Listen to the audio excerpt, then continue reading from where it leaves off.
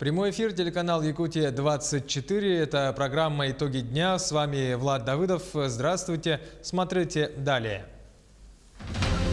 Выход найден. Проблема с созданием поликлиники Якутского медицинского центра в Жатае решится в этом году. Как именно?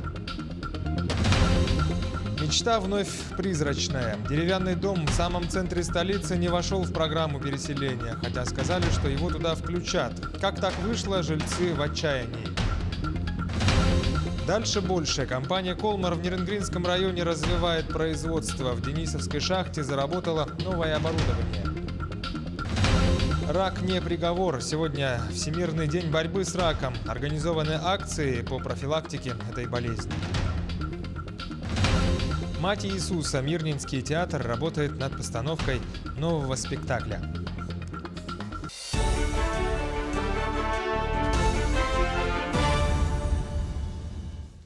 Возбуждено уголовное дело после гибели 4 человек при пожаре в элитном доме в центре Москвы. Общая площадь возгорания 2000 квадратных метров. Прежде всего будет установлена причина этого чрезвычайного происшествия. Минпросвещение России после ДТП в Калужской области обсудит с регионами обеспечение безопасности перевозок детей. К решению этого вопроса планируют привлечь межведомственную рабочую группу, курирующую реализацию федеральной программы повышения безопасности дорожного движения. Напомним, что накануне утром в Бабынинском районе Калужской области перевернулся автобус с детьми, которые ехали из Смоленской области в филармонию Калуги для выступления в конкурсе. По последним данным, 7 человек погибли, среди них 4 детей. Всего в автобусе находились 48 человек, все они получили травмы. По факту ДТП возбудили 2 уголовных дела. К другим новостям. В Якутии начались ежегодные отчеты исполнительных органов госвласти республики по итогам работы за 2018 год. Первые правительственные делегации выехали в Алданский, Вилюйский, Сунтарский и Усть-Алданский районы. Отчеты правительства на Алданской земле стартовали еще в воскресенье и завершатся 6 февраля в райцентре в Алдане. Накануне отчет правительства заслушали жители села Кутана. Кроме того, в населенных пунктах Алданского района состоятся приемы граждан по личным вопросам. Также рабочие группы сегодня выехали в Вилюйский и Усть-Алданский районы.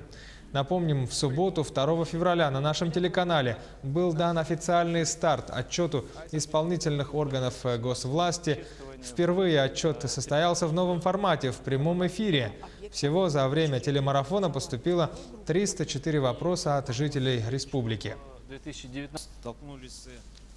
Компания «Колмар» в Нерюнгринском районе развивает производство. В конце минувшего года в шахте Денисовская завершился монтаж оборудования для лавы очистной выработки длиной в 300 метров.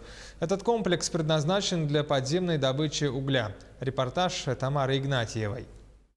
Основной составляющей лавы является очистной механизированный комплекс польской фирмы «Фамур», который состоит из механизированной крепи, лавного конвейера, комбайна, перегружателя с дробилкой, электрооборудования и маслостанции. Мы сейчас находимся на пересыпе подлавного скребкового перегружателя и ленты транспортерной. Общая протяженность транспортерных лент 3,5 километра. Комплекс полностью автоматизирован. Управление системами осуществляется из кабины оператора, где на многочисленных компьютерах отслеживаются показатели, отвечающие за состояние оборудования и технических процессов. Отсюда выводится информация полностью на поверхность. А помимо поверхности, через оптиковолокно мы имеем прямую связь с очистным комбайном. Так что у нас все одно из самых последних и передовых. Уникальный в Якутии комплекс был собран за 2 месяца местными работниками под шефством представителей поставщиков, поляков и немцев. В конце декабря прошлого года монтаж был завершен. Иностранцы приняли участие и в пусконаладке систем комплекса, и в течение текущего года будут обучать местных специалистов и обслуживать поставленный комплекс. Takie оборудование в Сибири, в Кузбассе очень много. Воркута тоже само раньше на помniejsze пласты на Украине, но Китай, Аргентина и там другие страны тоже. Мексика, так что в разных странах. В шахте Денисовская работает всего порядка 750 человек. Трудятся они круглые сутки в 4 смены. За год шахтеры проходят от 30 до 50 километров горных выработок. Если в 2018 году в шахте Денисовская было добыто 2 миллиона тонн угля, то запуском высокопроизводительного механизированного комплекса, очистного комплекса, планы ставятся до 4 миллионов тонн в год. Так, в феврале планируется получить 200 тысяч тонн, а к марту – 250 тысяч тонн угля в месяц. Модернизация предприятий – это не только выход на новые производственные показатели, но и улучшение условий труда для сотрудников. Это очень мощный робот, это первый большой шаг в будущее. Это только начало, будет еще лучше. В настоящее время компания «Колмар» ведутся переговоры с польскими поставщиками по покупке механизированного очистного комплекса для шахты «Восточная Денисовская». Тамара Игнатьева, Вадим Барашков, Нерінгрі. Проблема с созданием поликлиники медицинского центра в Жатае решится в этом году. Об этом заявил председатель правительства Владимир Солодов. Напомним, что жатайцы уже много лет пытаются решить вопрос с помещением поликлиники, которая по факту принадлежит Дальневосточному окружному медцентру. Какой найден выход из этой ситуации, разбиралась Ульяна Шагина. Население Жатая бьет тревогу. Единственная в поселке поликлиника может остаться без здания. Единственное помещение, куда может переехать поликлиника, это здание на Матросова 7, где сейчас ютятся станция скорой помощи, лаборатория и рентген-отделение. Мы пенсионеры, мы все больные. И куда мы? В город мы не сможем ехать. У нас поселок большой, все работают, каждый раз в город не наездишься. Всегда это была наша поликлиника, всегда у нас очень хорошие врачи. Ну, нельзя, просто это делать нельзя. Сейчас поликлиника занимает первый этаж жилого дома, однако по документам это помещение является федеральной собственностью и принадлежит Дальневосточному окружному медицинскому центру Федерального медико-биологического агентства.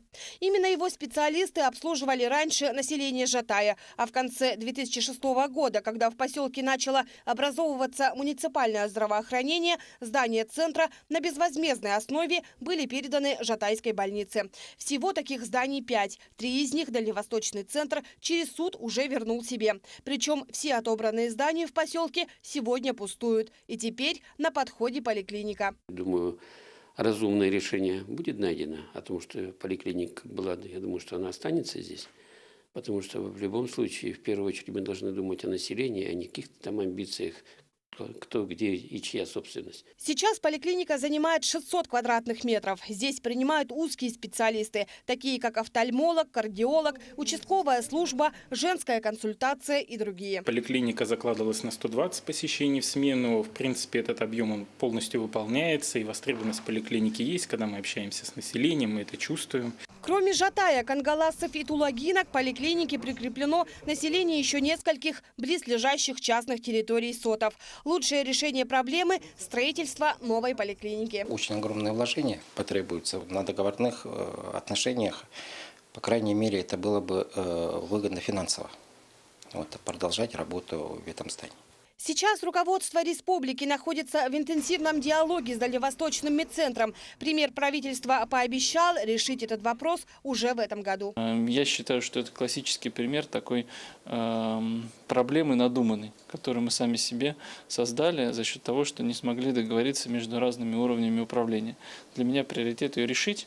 И со стороны ФМБА я вижу конструктивный подход. В случае положительного решения стоматологический центр переедет в бывшее старое здание онкологического диспансера на Свердлова, а уже в этом здании на Федора Попова разместится поликлиника Дальневосточного окружного медицинского центра. Это позволит учреждениям Дальневосточного центра улучшить свои условия, а Жатайской поликлинике сохранить за собой имеющиеся помещения. Ульяна Шагина, Илья Сыромятников, Георгий Григорьев, Якутск.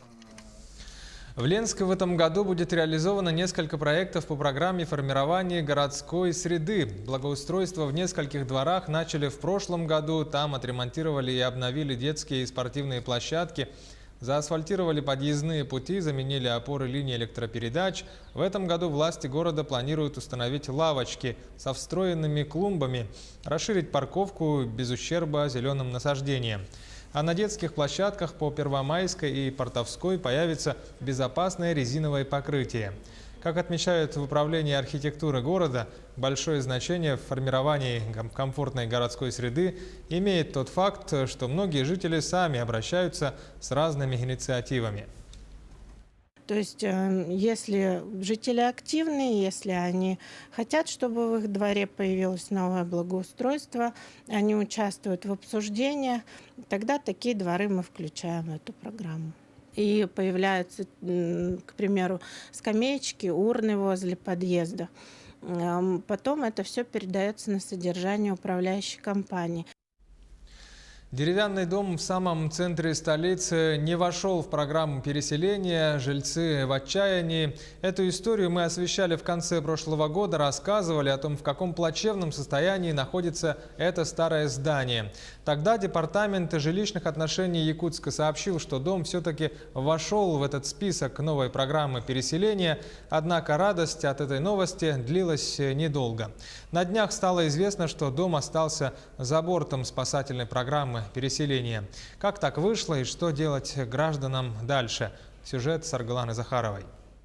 Технические причины человек наказан. Ответ столичного департамента жилищных отношений на вопрос, почему документы об аварийности дома оформлялись в 2 раза дольше положенного.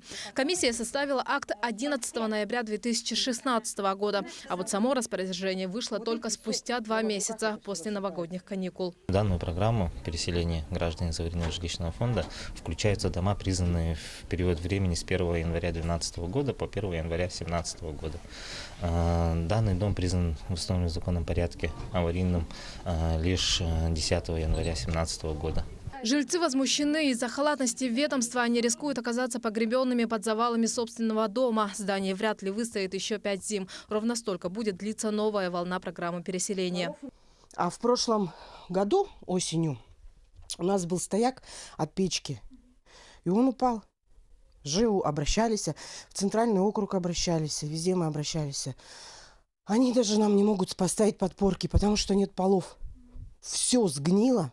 Щели и дыры везде. На полу, на стенах, на потолках. Продувает насквозь. Приходится ходить по квартире в унтах и в куртках. Болеют все и постоянно. Как дети, так и старики. У меня вот астма появилась вот в этом доме. Я не знаю, как дальше жить. Наверное... Ой, извините, пожалуйста.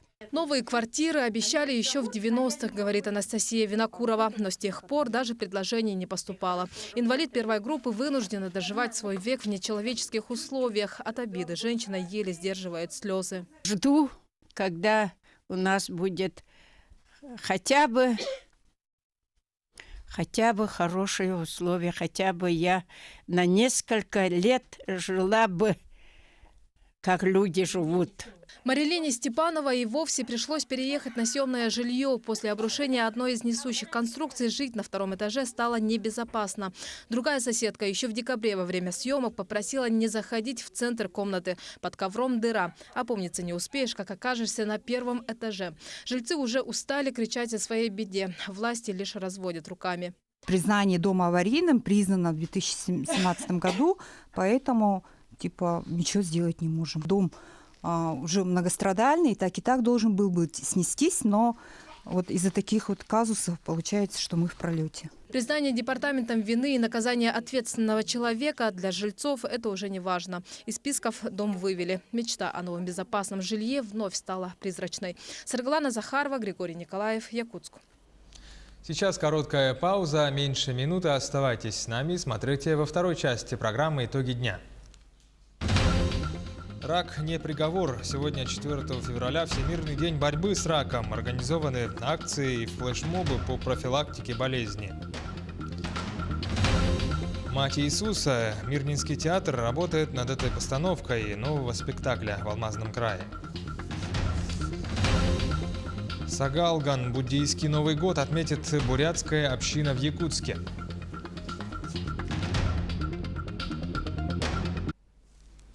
Якутия-24, прямой эфир, итоги дня. Влад Давыдов в студии. Мы продолжаем выпуск.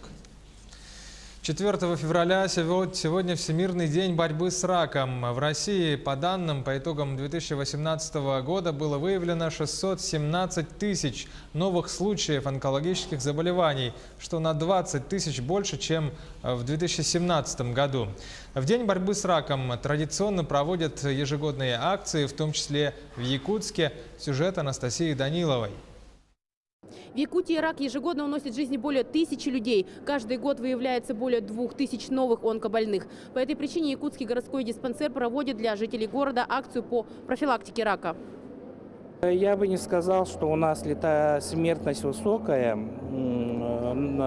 По итогам 2018 года предварительно у нас 8 промилле. Да? Если раньше мы достигали 8,6, то сейчас 8,1.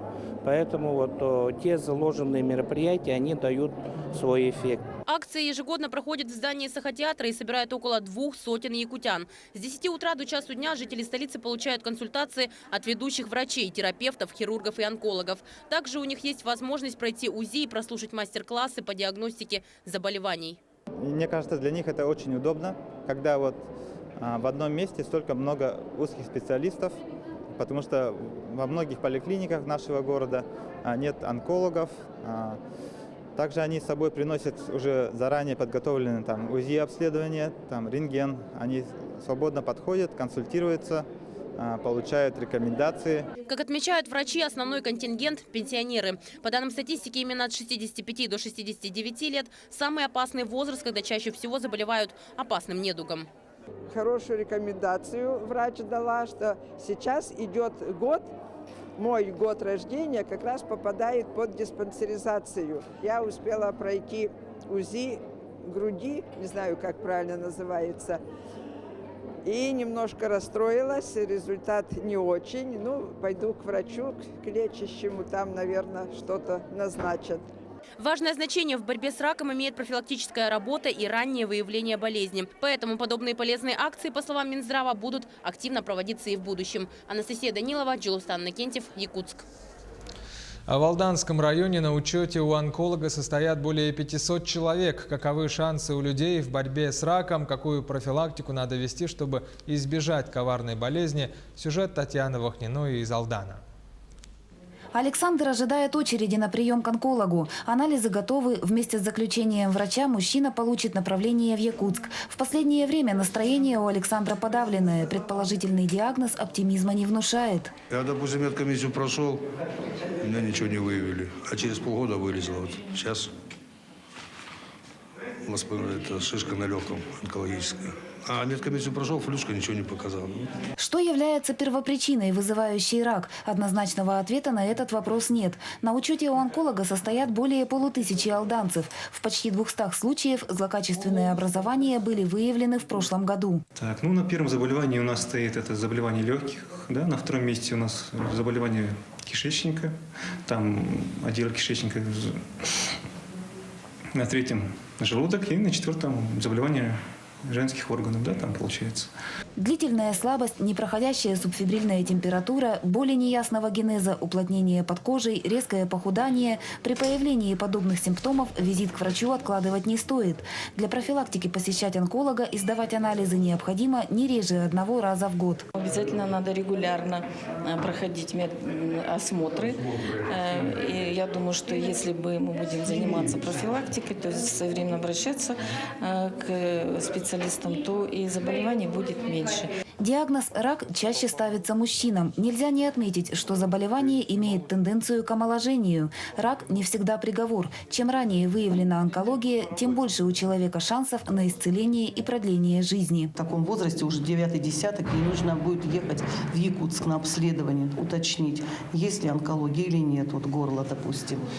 Мы вроде бы как слышали, что здесь будет строиться онкологический центр. Мы бы были очень рады этому, если, конечно, это правда. А вообще мы нуждаемся в этом онкологическом центре. 4 февраля во всем мире отмечается День борьбы против рака. Каждый человек должен знать, при грамотной профилактике, подразумевающей в первую очередь здоровый образ жизни и правильное питание, риск онкологических заболеваний снижается. Татьяна Вахнина, Сергей Шипачев, Александр Лукин, Алдан.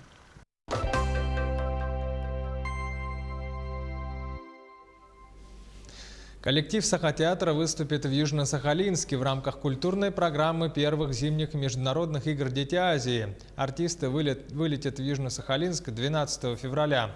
Они сыграют спектакль «Желанный голубой берег мой». 13 числа на сцене Сахалинского международного театрального центра имени Чехова. Этот спектакль – одна из визитных карточек Сахатеатра. В нем играют уже несколько поколений актеров.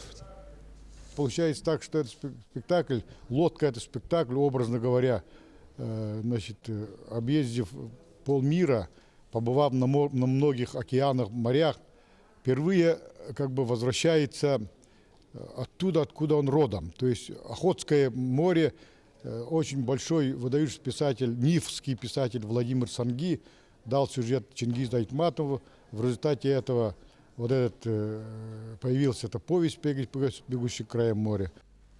Мирнинский театр продолжает наращивать свой репертуар. Сейчас там работают над постановкой нового спектакля под названием «Мать Иисуса».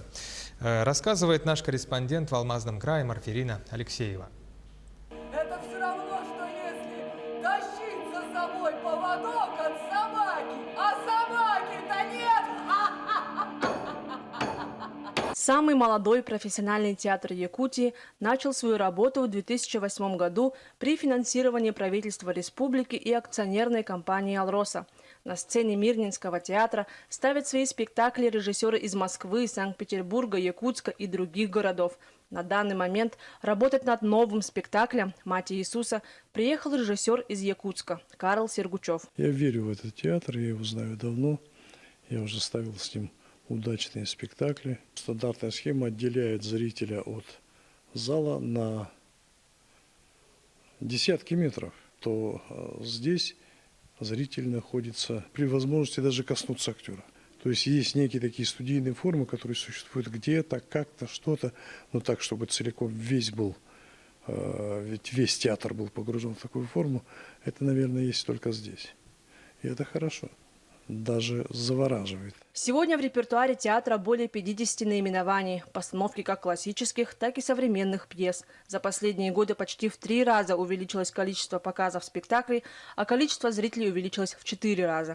Мирнинский зритель, он особый, потому что много людей здесь постоянно куда-то ездят, да, то есть постоянно летают. Якутск, Иркутск, Новосибирск, Москва, Петербург. Нам приходится конкурировать с театрами, которые находятся там, да, потому что если человек интересуется, то в Новосибирск, прилетая, идет в Красный факел, идет в Новосибирский городской театр.